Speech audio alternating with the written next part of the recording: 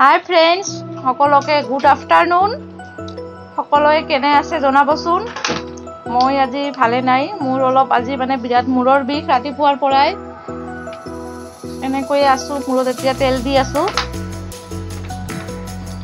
বৰকে আজি মূৰটো বিষাই আছে, প্ৰায় হৈ থাকে মূৰৰ বিষ। আজি বৰ গৰম দিছে, সেইকাৰণে হ'ব পাৰে।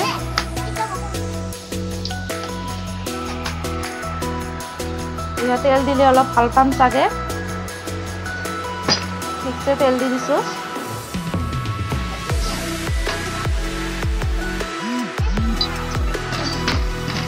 এতিয়া পানীত গুলিয়াই একাপ পানীত এটা ডিস্পিন খাই দিলো।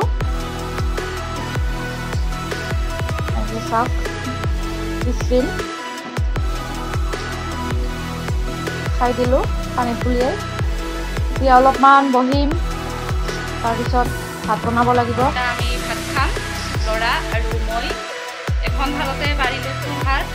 আৰু আজি মূৰৰ বিষ ইমান গাটো ভাল নহয়, সেইকাৰণে বেছি একো বনাব পৰা নাই। দালি, আলু পিটিকা আৰু আমলেট বনাইছোঁ। এয়াই আমি খাম এতিয়া, খাই লৈ ৰেষ্ট কৰিম। মই আপোনালোকক দেখুৱাই আছোঁ। এয়া দালি বনাইছোঁ, আলু পিটিকা, আমলেট বনাইছোঁ, লেবু টেঙা। এতিয়া ৰিকি আৰু মই খাম।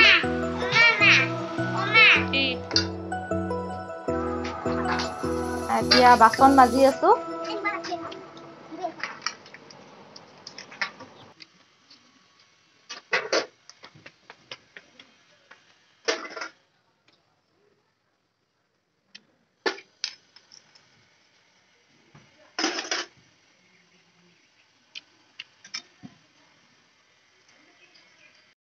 বন্ধুসকল, এতিয়া ভাত চাত খাই ললো আৰু এতিয়া ৰেষ্ট কৰিব লাগিব। ৰেষ্ট কৰিম অলপমান, যদি মূৰৰ বিষটো অলপ কমে। ডিস্পিন খালো, তেল দিলো, তথাপিও মানে মূৰৰ বিষ একদমেই কমা নাই।